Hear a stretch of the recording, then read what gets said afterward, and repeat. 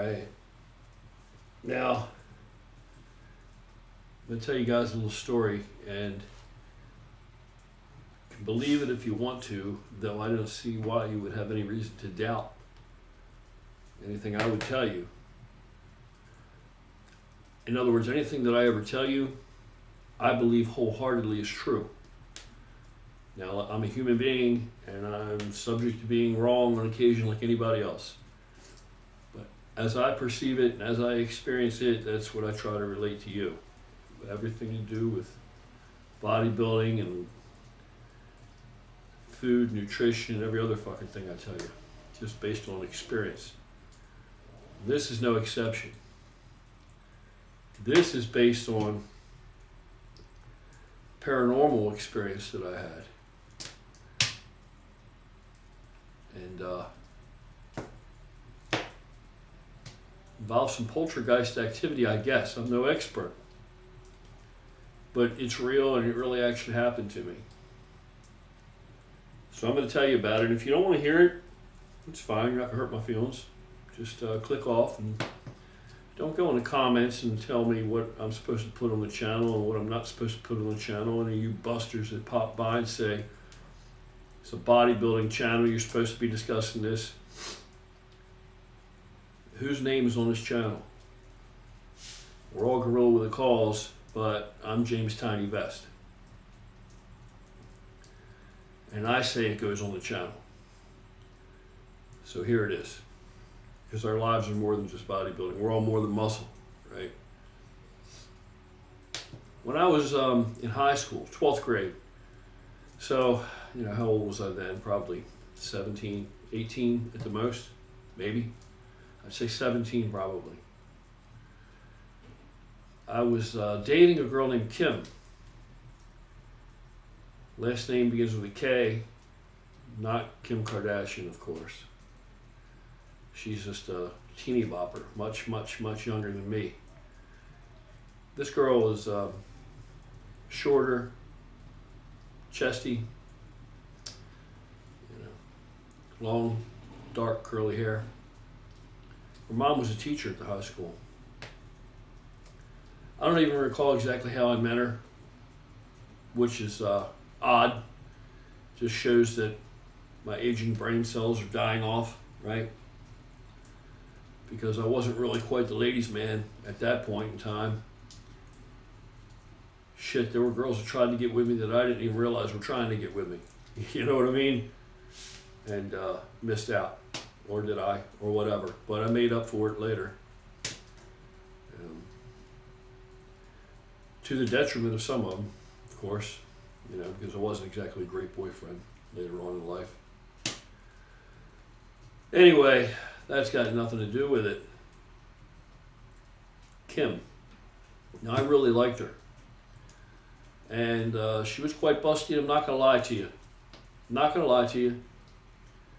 I thought about those, what she was hiding under those sweaters frequently. Frequently thought about that at that time. I was 17. I was motivated. She was sweet. Sweet girl, smart girl, very smart girl. Charismatic. Good girl. Good girl. Very wholesome. Good girl. So odds were against me finding out what was under that sweater, but it still was nice to think about. So I was at her house one night. It was snowing. It had started snowing while we were there. Her mom was a single mom. So in the house it was her mom, her grandmother, the family dog, and herself. And she had a brother, and the brother wasn't home. He was spending the night over a friend's house. It was a Friday night. I had ridden home with her from school. And when we got to the house, it wasn't snowing yet. And as the evening progressed, we decided to settle in and watch a movie. And as fate would have it, what movie do you think we're watching? First, just a quick little backstory. They had all told me stories about the house. Experiences. The grandmother had told me. Her mom had told me, Kim herself had told me, all the weird things that happened in the house. And when they spoke about the house and related these stories, they seemed frightened. Genuinely frightened. About stuff flying off the wall, going all the way across the room, and over the top things, not, little creaks and bumps in the night, over the top things, not like I thought I saw something out of the corner of my eye, not that thing, kind of thing. We're talking a picture would come off the wall or a plate over here off of a shelf and smash into the wall over here. Craziness. Now, until that point, I hadn't had any kind of experience like that before, firsthand. And I wasn't in any hurry to experience anything like that. But there were them big breastises to think about. So I took the stories for what they were, the stories. Or so I believed. And we decided to settle in and watch a movie. And the movie was, unfortunately, The Exorcist. Great movie, right, to watch in a haunted house. Excellent. First of all, I got to call this out on as their responsibility. They live there. They've seen all this activity. They've experienced it. Why in the hell would you even have that shit playing in that house? If you're really living in a house like that, are you going to be comfortable sitting down and watching it? I wouldn't be.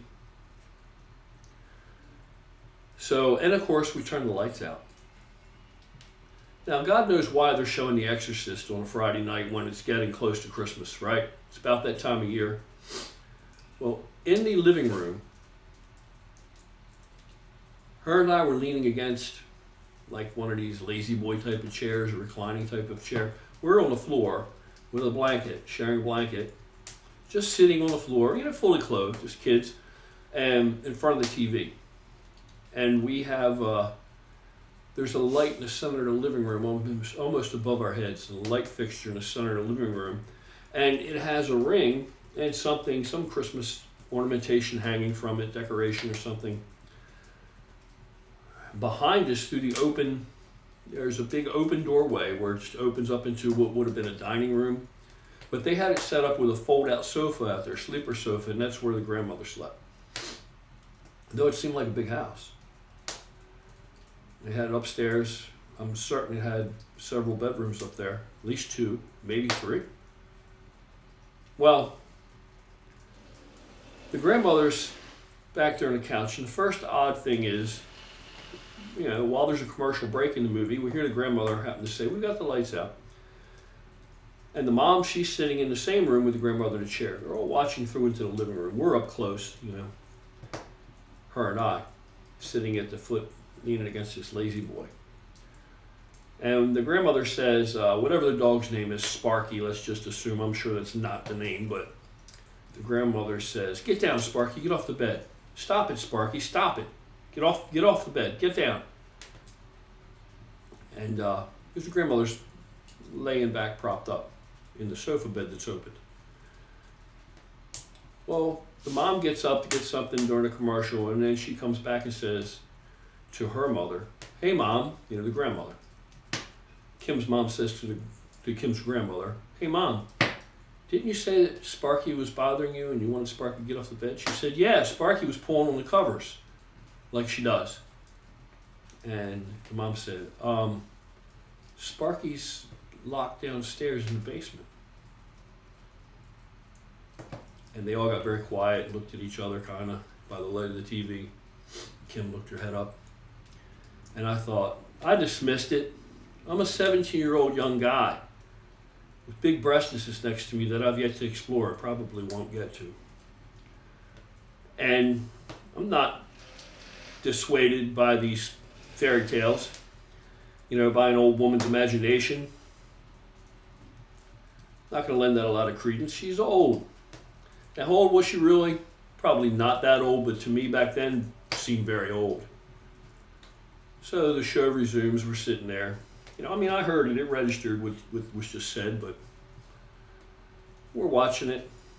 It's getting to a pretty scary part. I don't know what part it was. The whole damn movie's terrifying. And we're on the edge of our seats basically, and all of a sudden, bam! Right in front of us, something slams down on the floor, like somebody threw it down there hard as they could. Everybody jumps, like, what the hell was that? They turn all the lights on.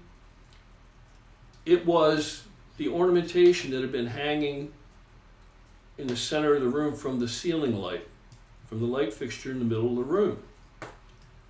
So I'm looking at this thing laying there, and it's like some mistletoe and holly or something like that. It's plastic, artificial, and it has a ring through it holding it together. And I'm thinking, and there, how in the world could that have come off of there? That couldn't have come off of there. And granted, I'm sitting right there, it's slammed down right next to us, and it slammed down with much more force than the weight of this thing could have, could have enabled it to from that height, from any height. And so I look around and I said, how was that fastened up there? And she said, it wasn't a key ring, Mom. It had a key ring looped through it. That they had taken the loop of a key ring, supposedly, and wound it through it. So I'm thinking, must have been a really cheesy key ring. So I'm trying to figure this out. So I find it on the floor. It was like a brass key ring, and it was pulled all the way straightened out. A looped key ring, it was pulled completely straight. It was flattened out straight. So that right there was enough to make me say, it was as if somebody had walked up, like a very, very, very tall human being, and grabbed this thing and just fucking ripped it off of this fixture and slammed it down right next to us on the floor hard as they could. And that still didn't explain how this key ring was laid out straight now. So that was very bizarre to me. So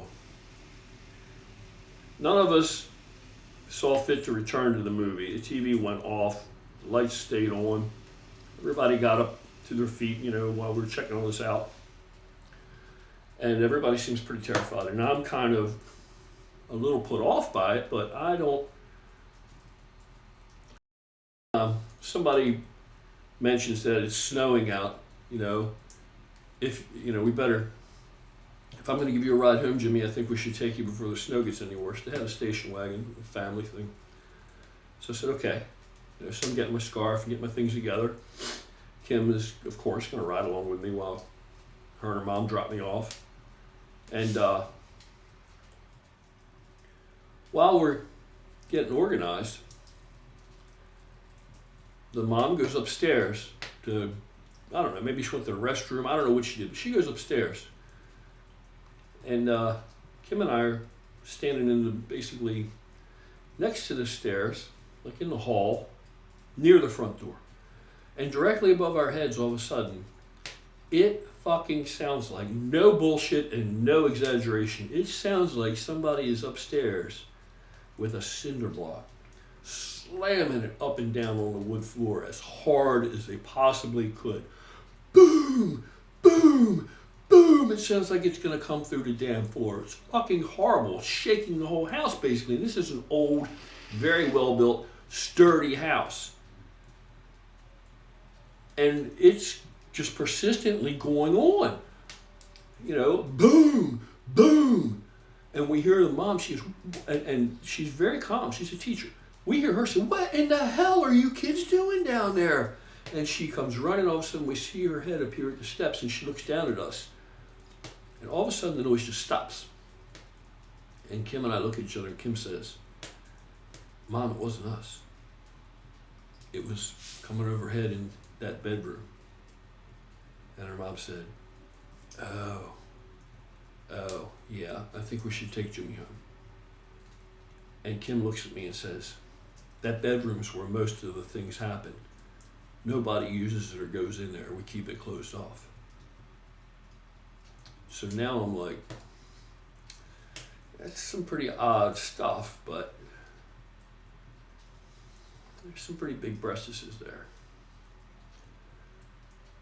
So we go to the front door, we all leave together, we open the door, and there are footprints, clearly, fresh in the snow, which is still falling. And the footprints start in the middle of the yard from nowhere. Just all of a sudden there's footprints beginning from nothing. Untouched virgin snow all around. Just out of nowhere, all of a sudden here appears one print, then another, then another, then another, coming up the steps of the front of the house to the front door. And that's it. Not leaving, not walking around, just a straight line, just walking up the steps and coming up to the front door. As if somebody had just dropped out of the sky in the middle of the snow in the yard, walked to the top of the steps to the front door and came in. That's the only thing that would explain this kind of footprints. But no one had been outside, no one had came in, no one had left. Now when I saw that, that was kind of like, that was a bit much when you consider everything together. It may not sound that drastic, but if you were there, it was pretty impressive and not in a good way. And so we left, they took me home. Next day, I see her in school. And I'm trying to think how I'm going to tell her this. How I'm going to tell her that I can't see her anymore. And that the reason is because her fucking house is too much for me. I can't deal with that. It's too much. It's too outside of my realm of experience in life that I can't even make any sense out of it at all, other than to just ignore it and make it go away. It's okay. Come over here. They're outside still trying to fix that pole that broke. No power. That's why it's lit like this. And when I saw her in the hall, she came up to me and said, "Jimmy, where have you been? I'm looking for you everywhere." And I said, "Kim, we got to have a talk. You're a great girl." And she said, "You don't want to see me anymore." I said, "Well," she said, "what's wrong? What did I do?" And she started crying. And I didn't think she really liked me that much. She didn't really show it. Stop it. And I said, "It's not you." Stop. Hey. It's the house. So, I've seen other things here and there in life. You know, in this number of years, I've seen some strange things. I've been around, I've traveled, I've seen some things. But that experience, that's the most unusual thing I've ever really experienced. That was right there. I mean, if you would have heard what this sounded like, that pounding on that floor and this thing being pulled straight, thrust down at me like that, between us almost, right there, beside us, there was no explanation for that. There was no way to explain it. There was no way for me to wrap my head around it. So I never got to get any closer to that. That's my story. For whatever it's worth. Thanks for keeping me company on a night like this.